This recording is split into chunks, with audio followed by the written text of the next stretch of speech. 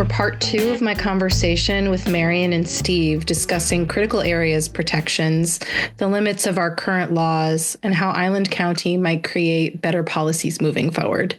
Take a listen. You had like an initial appeal in 1998, and then the hearings board was pulling the behemoth appeal apart to address, certain issues one at a time. The board would rule, and the county would go back. Well, but they would rule on a subset, not on the entire mass. Well, they issued one enormous decision to start with. Right, but that the county was not in compliance. That was the initial ruling? Yeah, and the county had to apply. The typical pattern in terms of all the critical area issues was the county would then go back and try to justify would have just been disallowed. Mm-hmm. County viewed this as the problem is not what we're doing is not good enough. The problem is we don't have a good enough record to support it. It actually worked a few times, but mostly then, we'd be back in front of the hearings board arguing the whole thing all over again. And that just kept on and on and on. I mean, ultimately, the county spent that. We were able to trace the county spending somewhere in the neighborhood of $2 million on Keith Dearborn and his legal services. Okay. I mean, my legal time, if I had been a genuine attorney being paid at rock bottom rates, would certainly have been, in the hundreds of thousands. Which I think illustrates pretty well how basically loaded this process is for the developer community. Because, how many small local groups can raise that kind of money? Remember, this is in the 90s. Think about how much money that would be now. Right, like with inflation. Yeah, it'd be a lot more. So it's in many ways a loaded, very unfair process. And while the hearings board initially was kind of lax, because it tended to be an administrative process. In theory, anybody should be able to get it and argue it. But of course, increasingly, as the courts have, issued rulings, clarifying things and establishing rules, it has become more and more of a legalistic process, which most people is at least daunting, if not an impenetrable wall. I mean, not to be egotistical here, but I have concluded I am exceptional in having learned enough law to be able to navigate those kind of processes. I would agree with you that this isn't accessible to the average person. No. Like the process is not accessible. The information required to engage in the process is not readily accessible. You dedicated a really large portion of your life to understanding the laws and the procedures around this process to protect the environment of our islands and the state. I mean, it's just, and it's a requirement in order to really engage in it, which is why an organization like WEAN existing is important. And not just us, but other organizations around the state and the nation that invest time, resources, and legal and policy expertise, as well as scientific expertise to protections. So a question I have about critical areas and where we're at in the process of you all arguing on behalf of critical areas, when asking Island County to comply with the Growth Management Act, right? Like as a part of this big kind of legal roundabout. In the 1984 ordinance, wetlands and streams were included in that ordinance. But as we know, the critical areas that are protected under the Growth Management Act are larger than that. Was that the initial number of critical areas in the Growth Management Act? And if not, when did new ones get included? No, the Growth Management Act initially had the current list, which is... Okay.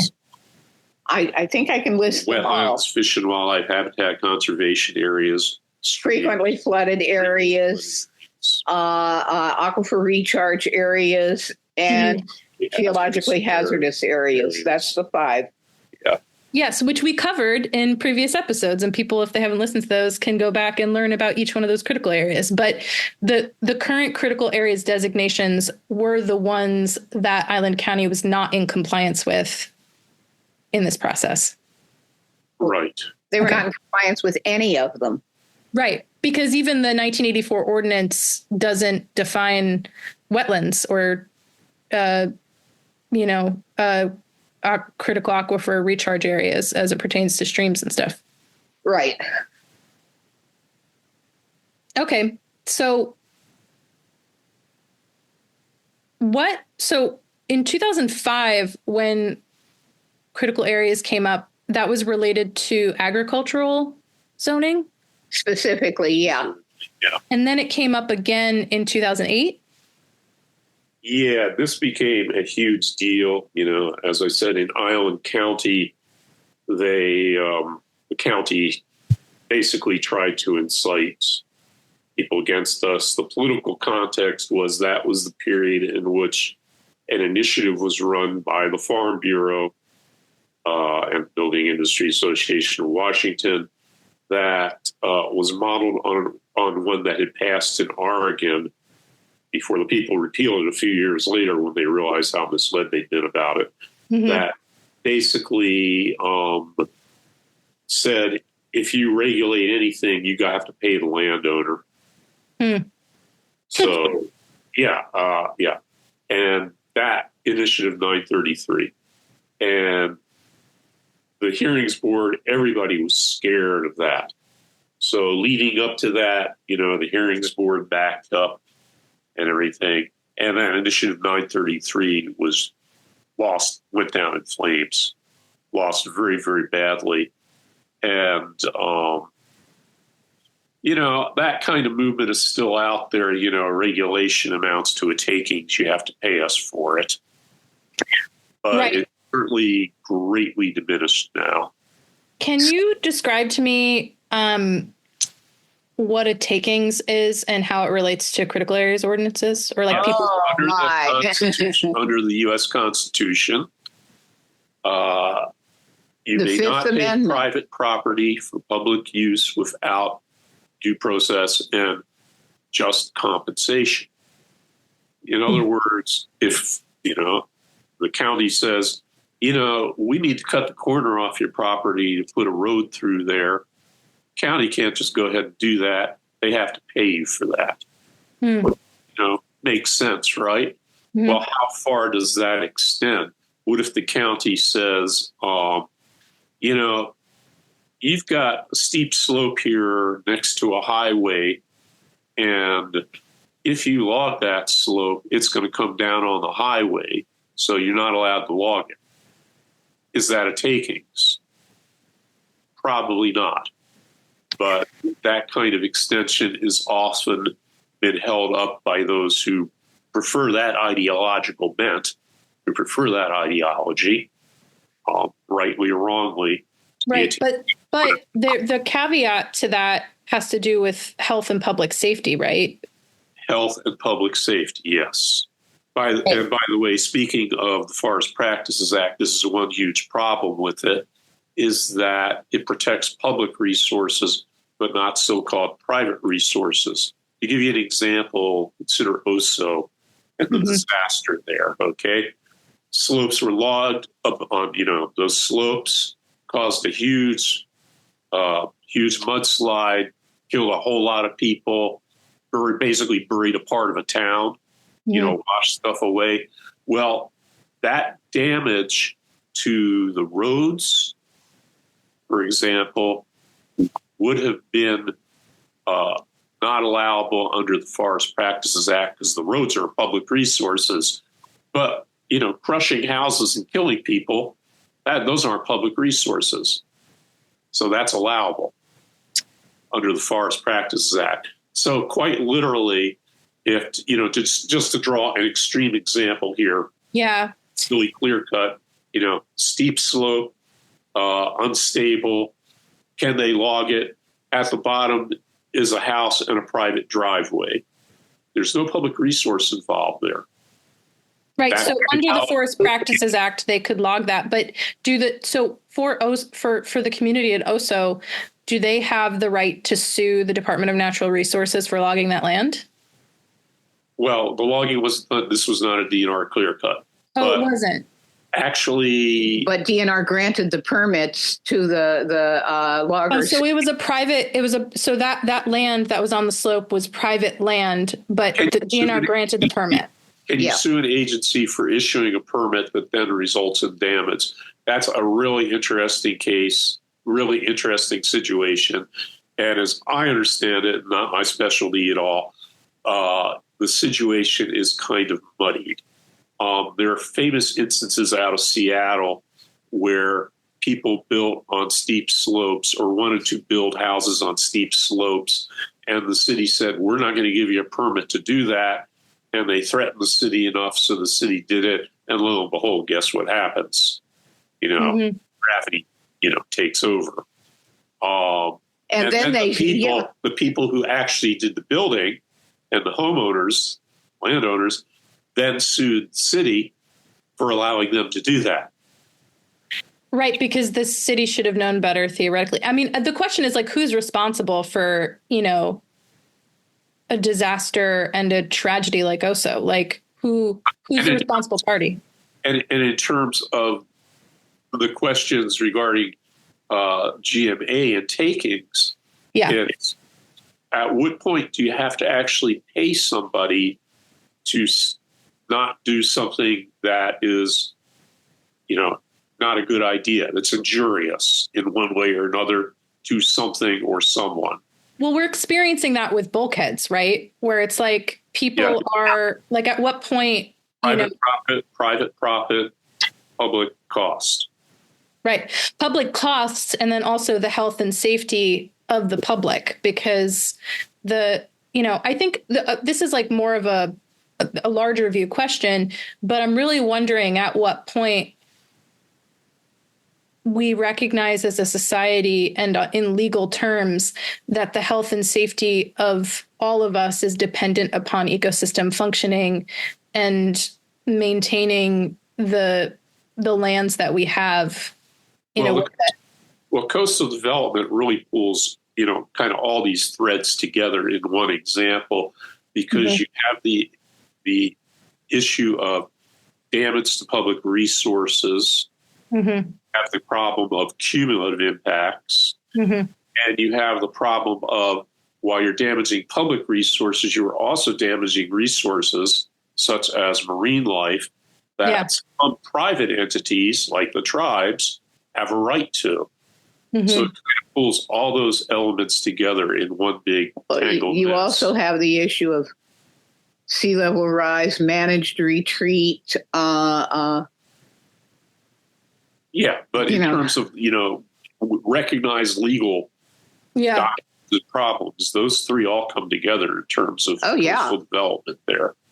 And there's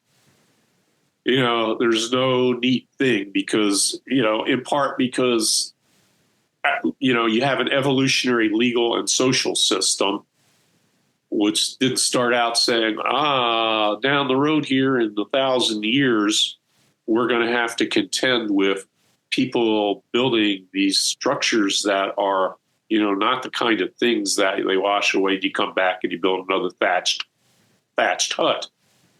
Right. So it's very difficult under this kind of evolutionary system to deal with them because you're always just layering on something new. Which is also true for, I guess, just going back to critical areas, there's this relationship. The thing about critical areas as it pertains to private property is critical areas protections are effectively limiting what people can do on their private property. Yes. Yes. And some people see that as a, quote, taking. Right. And the person downstream who's getting flooded out because somebody filled a wetland upstream, so there's no longer that flood storage capacity after a storm, they're going to take it as a personal insult.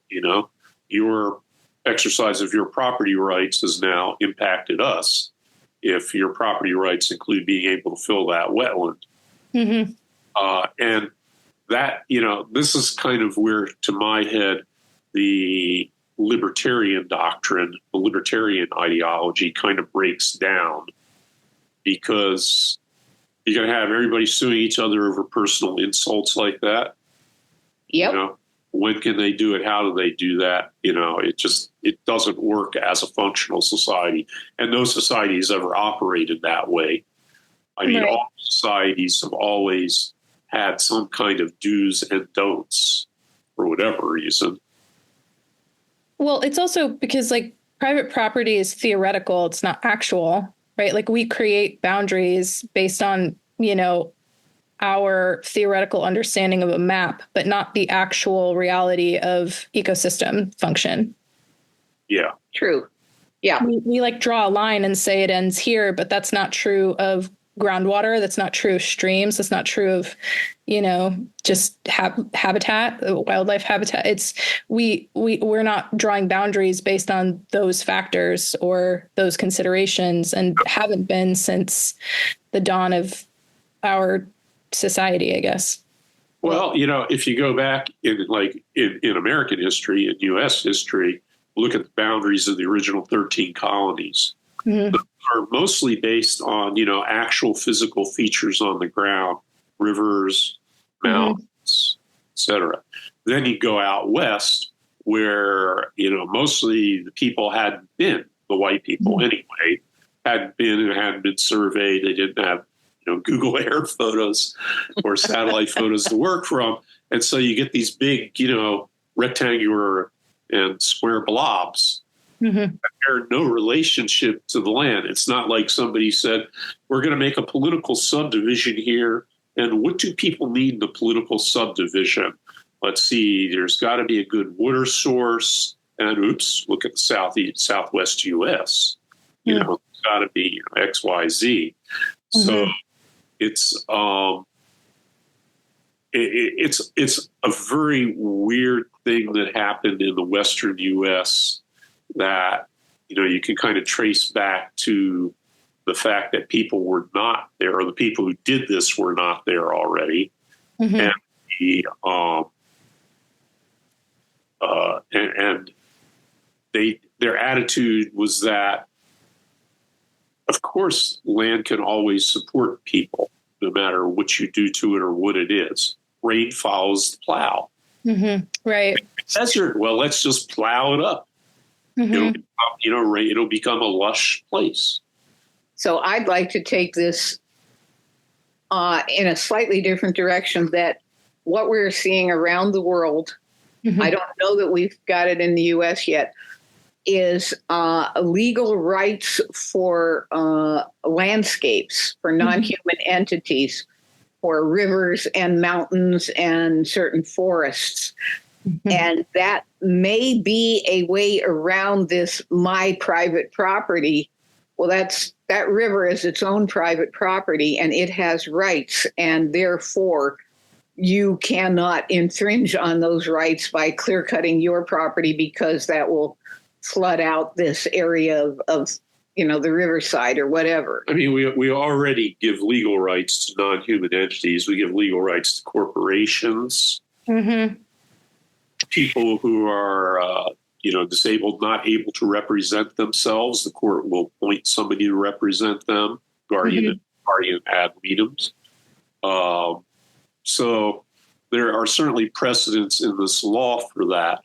Now, in the U.S., nobody has yet succeeded at any kind of serious court level in getting natural rights of nature, recognized as, making that big leap in mm-hmm. terms of the shorter leap of we're going to appoint a human entity to represent this non-human entity, such as with corporations. That's what occurs with corporations, basically. Nobody has yet been able to get that either, though there's been less effort in legal circles to do that, probably because it seems more not as revolutionary. Mm-hmm. Well, but in lieu of nature having her own legal rights in our legal system, we have critical areas protections. Yes, we do protect critical areas, and the rationale for that at its base is that these are things that impact people. Right. And so it's us-centric, right? Our critical areas are determined by their relationship to humans. Yeah, but that's not entirely the case always, because, again, the legal and political and social systems are evolutionary over time. Mm-hmm. So the Romans recognized that animals belong to the state and plants belong to the landowner. And that is, there's an unbroken line there from the Roman Empire to the present in the Western world. With the exception of livestock, right? Because livestock doesn't belong to the state. Wildlife, I should say, wild animals or wild fauna are recognized as belonging to the state. So the state, the king can say, you can't eat my rabbits. Sorry, you're poaching if you go eat my rabbits. So you got caught, you're off to Australia, as in, Britain back in the 19th century and 18th century. Or the state can say, of course, we can tell you how many deer you can shoot, how many deer you can hunt, because deer belong to the state. But, we can't tell you what you're going, we're not going to tell you what you did to, what you do to rare plants on your land. So there's this tension there on that level, too. You can see in the Endangered Species Act, where plants don't get anywhere near the protection that animals do. Right. Which bears no relation to, what scientists or probably most indigenous groups will tell you is the real relationships of the real physical relationships in the real world of these entities. Mm-hmm. I mean, you can kill a lot of vertebrates and the ecosystem continues, but if you killed all the plants, again, drawing an extreme example there, but those are foundational for the whole system. So back to your kind of journey, critical areas ordinance journey. So we're trying to fit a square thing here, namely the current socio-political system, into a somewhat much bigger or much smaller, depending on how you want to look at it, round hole.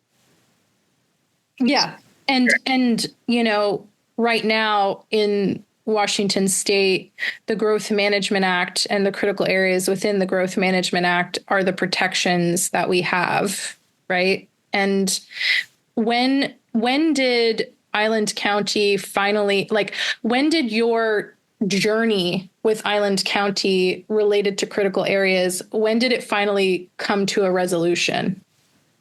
There have been many mini resolutions, but no maxi resolution. Yeah. Okay. Little bits and pieces.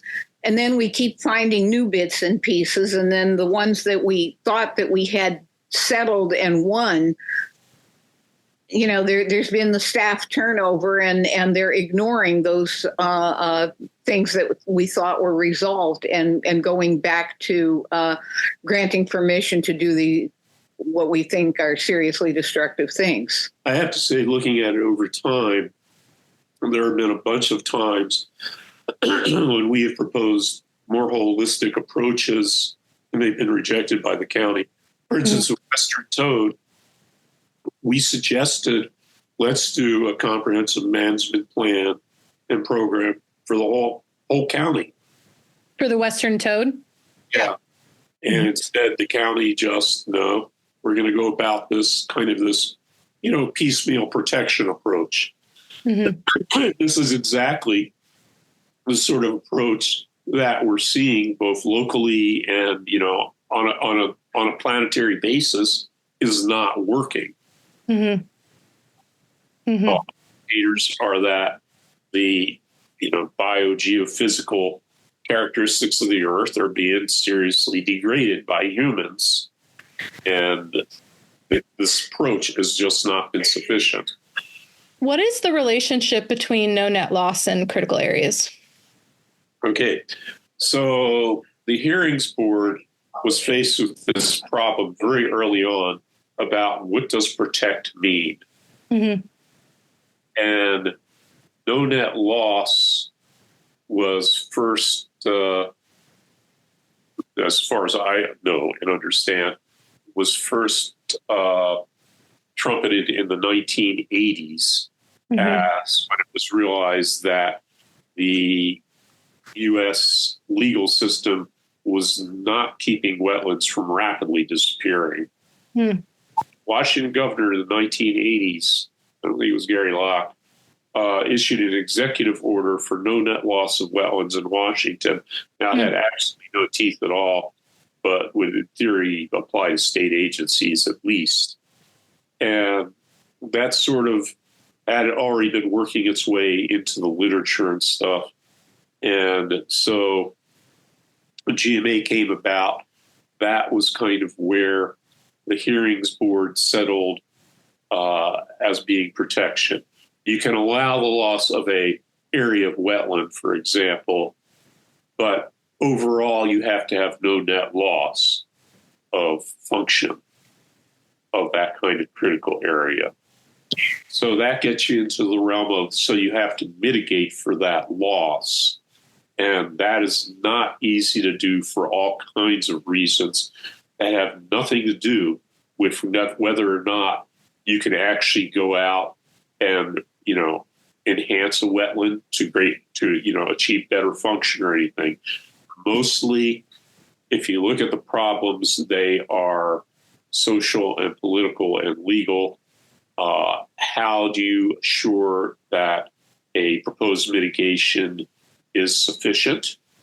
That gets you into questions like, have you said that, are you allowing for a natural decay of what you're proposing to do as it goes through a process? Yeah. Okay, and I spent a long time on that, but I won't. Also, how do you assure that the mitigation is actually implemented properly? How do you assure it's maintained? So early on, there were all kinds of cases back in the 80s around the country where, developers were going to mitigate wetland impacts. They never did anything. Nobody followed up. There was no regulation to ensure they followed up. No way to do that. Well, gee. Then there's the problem of the agencies that establish what the guidelines are. For instance, if you destroy an area of wetland with a certain value, how much area of wetland do you need to recreate or enhance? Okay, so you've got scientists in the agency and in academia and elsewhere who, do the work to the best of their ability, and they conclude, for instance, to really replace the function of this, in this other location, you're going to need to have an area of X. Okay. But it goes through the political process. The agency head is a political appointee, and they go, people are not going to like doing that. So we're going to say instead of X, it's going to be, less than X. And they propose that. Then it goes through the political process of getting adopted into a rule somewhere, and that gets cut down again. And you can see this time and time again. In forestry, this is really, really glaring on a lot of things, a lot of the rules in Washington forestry. For example, the amount of the green trees, the snags, and the down logs you're supposed to leave are a fraction of the scientific recommendation. But by the time it got through the process, it got cut down every step of the way to where So best available science is not actually being used, and no net loss is not being achieved. No, it's plainly not being achieved because you can see overall the ecosystem is degrading. Right. It's not to say, some land trust buying a wetland and restoring it is not great and it's not having a positive effect, but it's just we're treading water. And this gets us to the concept of net gain, which has been proposed. The theory that what we need to do when we allow these impacts is we need to say when you mitigate them, you not only have to have no net loss, you have to have a net gain. The problem here is that under takings doctrine, the mitigation that must be, or the payment, whatever the exaction is for the takings, must be proportional to the impact. But if you already got a degraded system, it's just one more impact. So if you mitigate for that impact, just mitigate for that impact, and it's no net loss, you still have a degraded system. Even if you did that for the entire system. So again, we come up against the disjunction of the political and legal system and, physical reality. Yeah, physical reality and the tools that we have now to understand the degradation to the best of our ability, right? Like, as you mentioned earlier in our conversation, you had really rudimentary GIS in the 90s, but we don't now, right? And we had certain scientific implementations in the 90s, but we have better, we have better metrics, we have better, tools to use to figure out how we're having impact. Oh, we don't value the natural world. We only value it when it is exploited as a resource directly. Otherwise, it's not really valued. And you can see this in the law. For example, let's consider somebody wants to fill a wetland, okay? How much other wetlands elsewhere do they need to enhance or restore to make up for that filling? Or let's, again, to draw extreme examples here because they're easier to understand. You fill 1 acre of wetland, how much wetland elsewhere do you need to create? You really do that. But how much, just plain, how much area do you need to do? Should it be 1-to-1? Well, if you just do a 1-to-1 ratio, you're going to have some failure.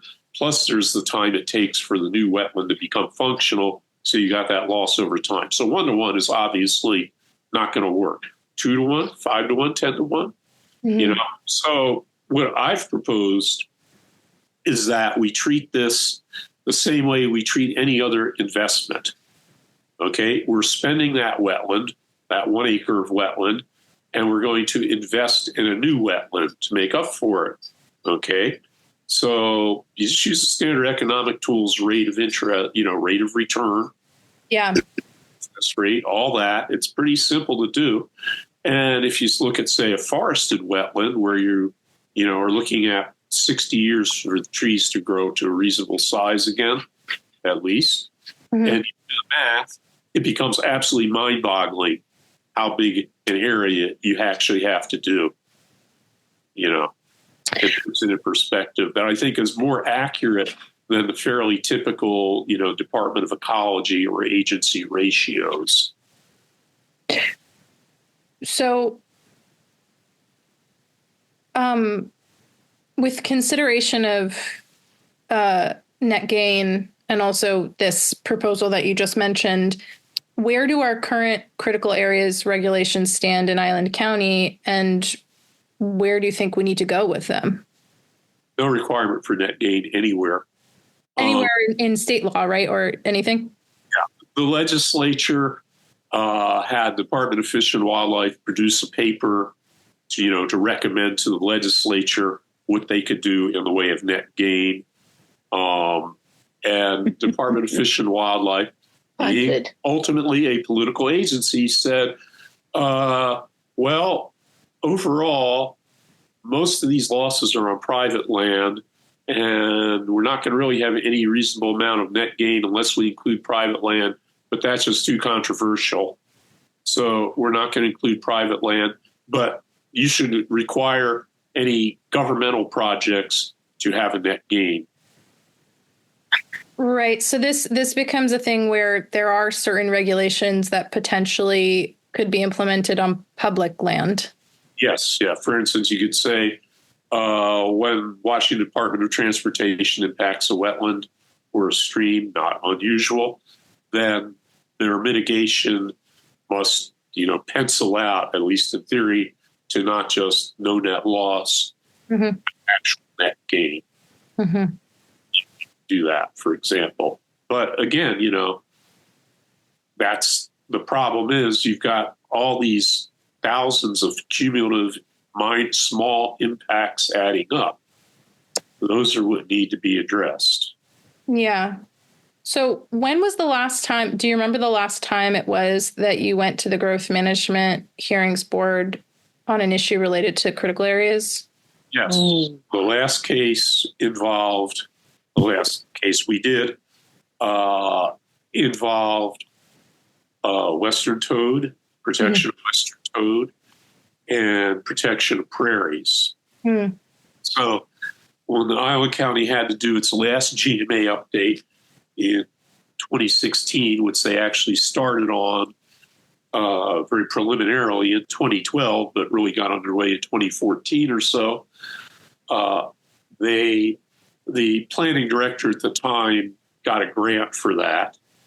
And in the grant, they actually named the advisory committee that, said they would have an advisory committee and actually named WEAN as part of that.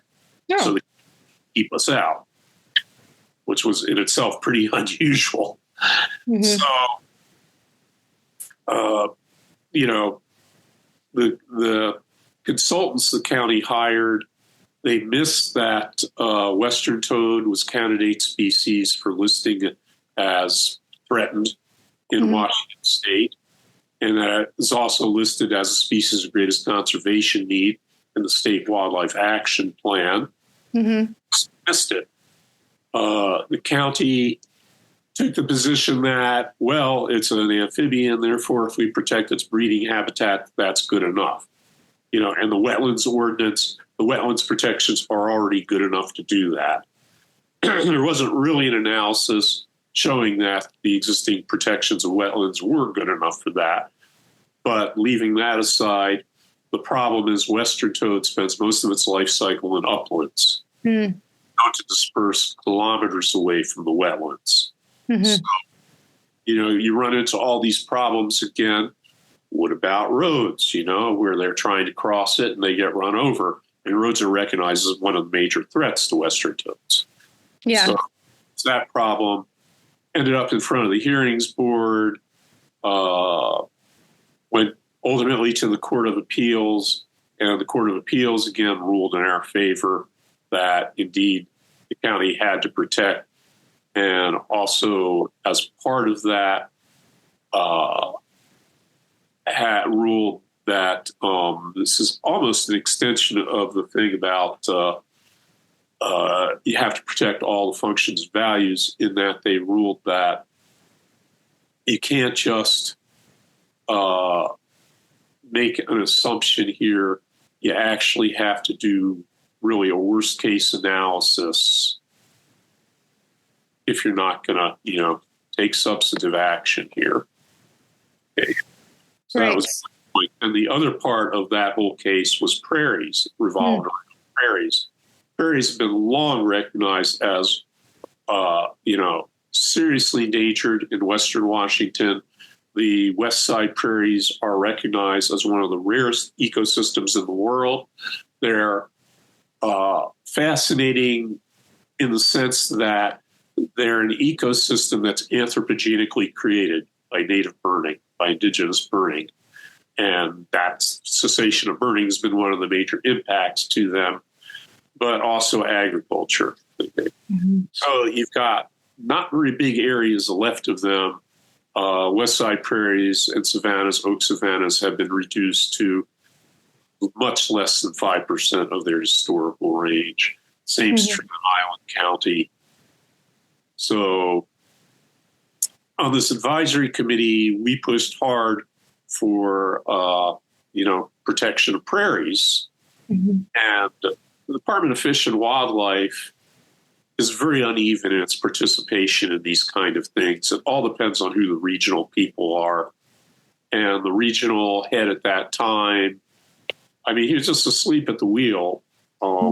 Basically, even though prairies were listed as a priority habitat and one of DFW's major priorities, he wouldn't push for them at all. And instead, because the consultants thought that, protecting them would be highly controversial, that then he went with them to say that, well, no, we'll do it in the next update, another 10 years. And we said, no, that's not good enough. And back in front of the hearings board again. And the hearings board ruled, you have to protect prairies. What the county has now is pretty inadequate still. It's kind of almost amusing because I've done a lot of work in West Side prairies, not just in Island County, and I'm known in the field. And the county utterly refused to recognize my expertise, but relied on people who cite my expertise. It is a very strange situation in a lot of ways. But again, ultimately, the county adopted sort of regulations on it. So we went on that. And that went to the Court of Appeals, didn't it? Yes. That too went to the Court of Appeals. So. Okay, so you ultimately won on the Western toad and protecting prairies. Yes, didn't win completely here. On the prairies, the county kind of pulled a bait and switch here. Their consultants, so there are some species. So when you're looking at what are rare species, they're real plants. There are really two sources. One is U.S. Fish and Wildlife Service Endangered Species Act listings, very scant, and nothing ever gets listed except by lawsuit.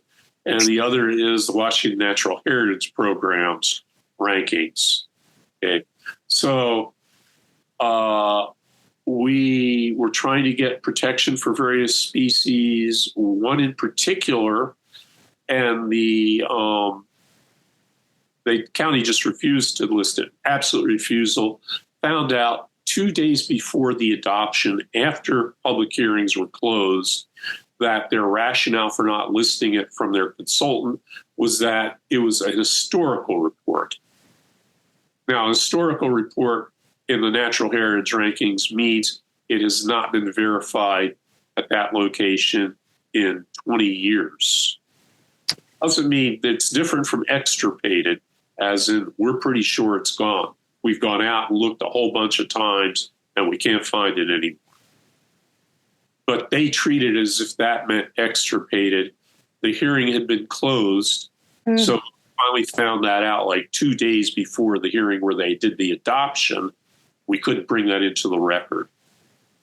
So that's a little thing that we need to clear up this time around. Okay, so that kind of leads me to my question about the current comprehensive planning process and what you all think the county needs to be doing in order to make updates to critical areas requirements and protections. Okay, first thing on rare plants and critters, instead of listing them in the ordinance, we've now protected this species, particular species. Follow through on that appeals court ruling we got on toad to the effect that what makes more sense is to reference the list so it is updated automatically. Right. So whatever is endangered on the list is... Yeah, the county had said with the toad that, if there was a report of a location as of the date we adopt, we'll accept that, but nothing in the future. So quite literally, a county planner or critical areas planner, if the county had such a thing, could go out to the site of a proposed development, and a western toad could be hopping across its foot, and, it wouldn't count. It makes no sense. And that was one of the rulings we got on western toads was, no, you have to protect new locations that become known. So the easy way to do that is to just say, and this applies to the rare plants too, just say we're adopting by reference the Washington Natural Heritage Program, rare plant rankings, and, candidate species of greatest conservation need listings for species that occur in Iowa County. So it's always up to date instead of we're going to have this 10-year lag time thing. Okay, so that's one thing. Next thing regards riparian areas, and this will be a huge thing. The Department of Fish and Wildlife has come out with a system that looks at adjacent soil types to streams, and based on those sets buffer widths. This is pretty scientifically valid. Operationally, it's kind of, there are questions how you go about this because you might have different stream types. Do you say, here we've got 100 feet, here we've got 30, then it goes back up to 70. It's very, very awkward without getting somebody out there to map soils all along the streams.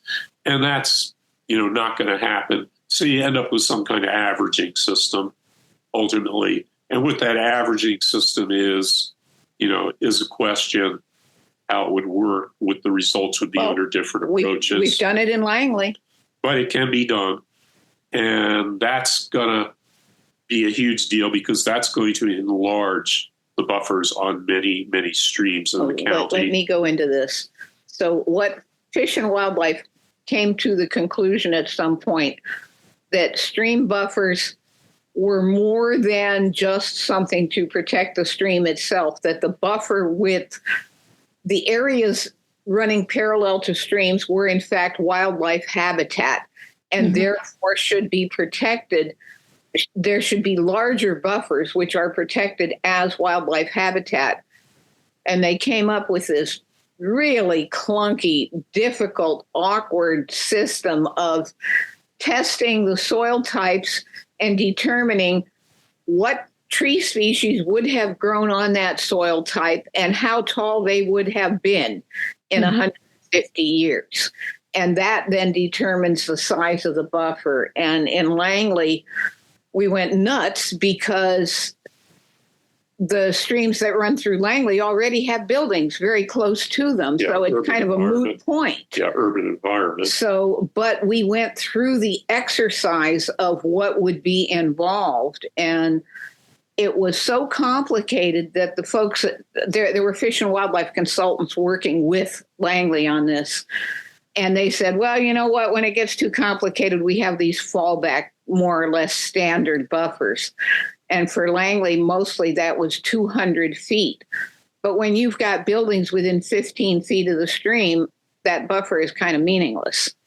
So now that's in an urban area. Outside of an urban area, I'm wondering if people are going to, will Island County accept a 200-foot buffer on streams? This is going to be a huge thing.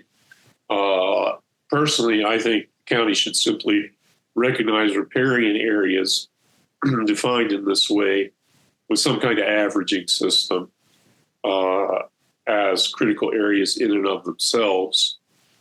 And there have been efforts to get that into GMA on the state level that have not been successful so far.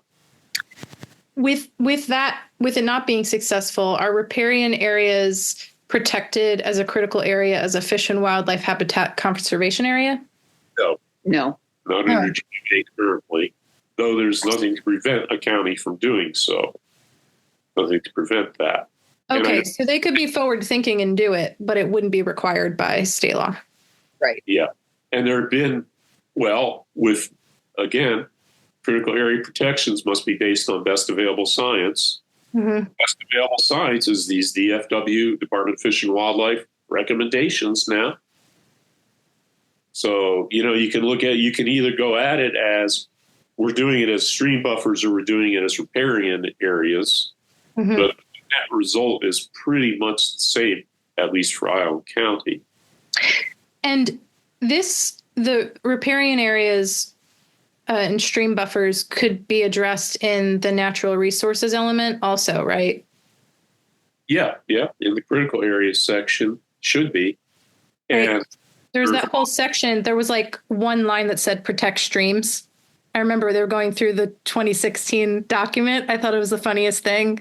There was just like one line, protect streams. You wouldn't want to do anything, too restrictive. Like protect streams for a full suite of biogeochemical functions, Yeah, but I know that the Planning Commission agreed that there could be greater specificity in the natural resources element of the comprehensive plan. And I'm very curious for us to see the draft language, I guess, in early 2025 of that particular element. Yeah, it will be interesting.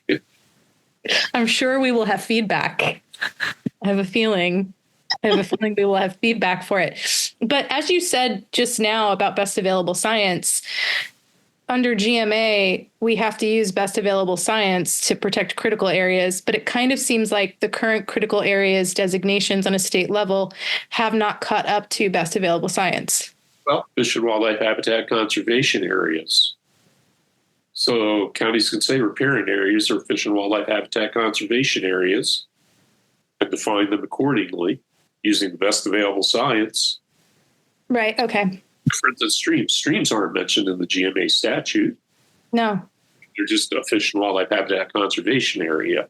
On a larger landscape level is the public benefit rating system and conservation futures system, which could, work really well to help do landscape scale conservation in the county, especially of forest. I think we should do an episode on it. A deep dive. Yeah, do a deep dive into PBRS. And also when we get, when we get the draft language back as it relates to the natural resources element and critical areas in the comprehensive planning process, we should come back and kind of revisit that. And the final thing that, really is a big, environmental critical area thing here is going to be, shorelines.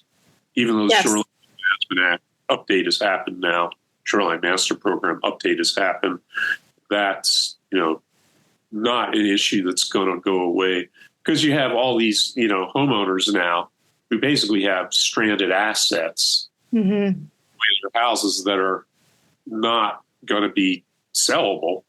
And the sucker's going to not realize they're being suckered only if the county cooperates by allowing, temporary protection via bulkhead or not listing on the title that the place is, threatened imminently. And it's not bulkheads on the shoreline, it's those drain fields. And drain fields too. Yeah, there's the other. And that becomes a question of how stringent is public health going to be in dealing with these drain fields that are basically dysfunctional because of saltwater intrusion and contaminating Puget Sound. And that's happening on a grandiose scale right now. And ain't nobody wants to talk about it. And regardless of new development, how are we going to deal with existing development, shoreline development, as the inevitable happens and these places get abandoned? Do they get abandoned or do they demand that we do something to fix their problem? Well, currently they're in the fix our problem phase. But after, the third or fourth time when, it's just like in Florida, you watch the newspaper interviews after the latest hurricane disaster and they'll, the latest news, at least one of the people being interviewed on camera is going to say, this is the third time this has happened in the last 4 years. I'm kind of tired of it. I might move. Yeah. Well, I think, as it pertains to the issues on the shoreline, I am curious,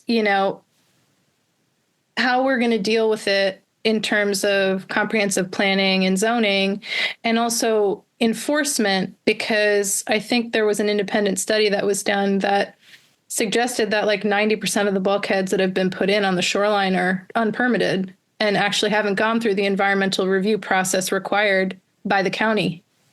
Exactly. And do we, the question becomes, do we look backward and try to enforce those, or do we try to prevent future? And how do you do either of those? I don't know. I was, I'm in that shoreline management rulemaking NGO group, and someone from a different county said that they took them all out. They went back and took it, like all of the unpermitted, bulkheads in their county got removed. And what county was that? I don't know. I would have to go back. I wasn't sure what county they were from, but they were an enforcement officer from another county, or they had worked for that county, and they removed the bulkheads. Love to see it. I have trouble imagining that in Island County, but I'd love to see it. Yeah, I don't know the quantity they were dealing with, right? Either. I'm not sure if it was like 5 or if it was like 500. Typical scenario is it gets built illegally, and then they get an expert to say, well, pulling it out now would do more damage, so therefore we'll just leave it. There's this example down in Hood Canal now, where a quite wealthy person built a house and put in this humongous bulkhead. Yeah, it was the Seattle Times article, right? There was that. Yeah. And he did it while, in fact, he was being fined for it while it was under a stop work order, and he did it anyway. And then just paid the fine, a $100,000 fine. He didn't care. He's going to make that back in a year or two, renting the place out, So, then got an expert to say, well, pulling it out now would do more damage than the benefit, so we'll just leave it. Well, the agency accepted that. It seems to me, just in one of the purposes of enforcement is deterrence. Yep. It's not just punishing the violator, it's deterring future violators. And when you let something like that happen, who cares? You got enough money, it's a cost of doing business. We see that all the time in the environmental field. See it all the time with toxics. Corporation poisons and kills a bunch of people. How much is it going to cost us? Well, this goes into enforcement and incentivizing people to do the right thing. And I think that we've covered a lot of ground today, and some topics that have come up that I think would make great future episodes are the PBRS program. I want to learn more about the Western toad. I want to talk about prairies. I want to talk about shorelines. And I want to talk about the natural resources element when that language comes back. So we've generated 5 new episodes in the course of this conversation, at very least, which I now have to add to my very long list. And now that I've mentioned them out loud, people are going to want them, because I've had people come up to me and be like, where was that episode? You said you were going to talk about it. So this is the accountability piece. We have 5 new ones. Propagating. They're all over the place. What'd you say, Steve? Got my toe. Your toad? My toe. Your toe? It's a new episode. It's grabbing my toe. Go. Oh. Well, thank you both for this conversation. And obviously, we really only scratched the surface of the topic of critical areas and the kind of litigation you all have done on their behalf. But we got somewhere, and we traveled a lot of ground. So I'm grateful for that. Another man up in the pulpit in the state house, head of the table with a black pen, scratching egos, talking too loud, externalize every outcome, every warm gun, every profit, and kneeling down to the flashing numbers, the NASDAQ, the cold constructs, running backwards to just keep moving, just keep moving, just keep moving. Unlearning every lesson that our mothers tried to teach us. This podcast is a production of the Whidbey Environmental Action Network and is made possible by our generous donors. Produced, edited, and mixed by me, Amanda Bullis. Special thanks to Marianne and Steve for their years of service through action and for lending their voices to this podcast. To WEAN's Executive Director, Marnie Jackson, and our board for their leadership. Special thanks to Whidbey musician and WEAN board member, Nathaniel Talbot, for letting us use his track, Intuition, from the album Animal, available on Bandcamp.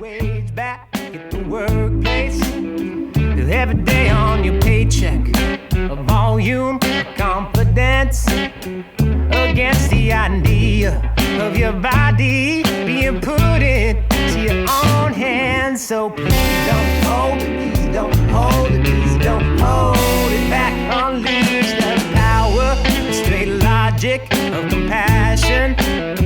What I need now ain't that old religion or the cold hard facts. Just need a woman's intuition, get us on track.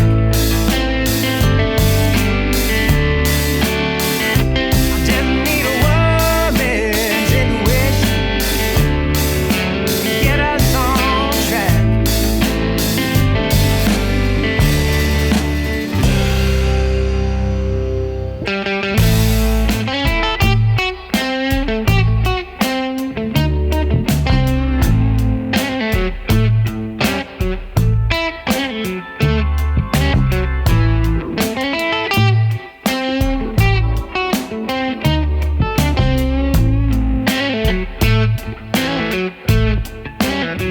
Stepping out of the shadow of a false man's allegory, slowly erasing that old violence from the story, recoupling emotion, slow emotion to intelligence, granting the planters, healers, teachers, feelers a new relevance. What I need now ain't that old religion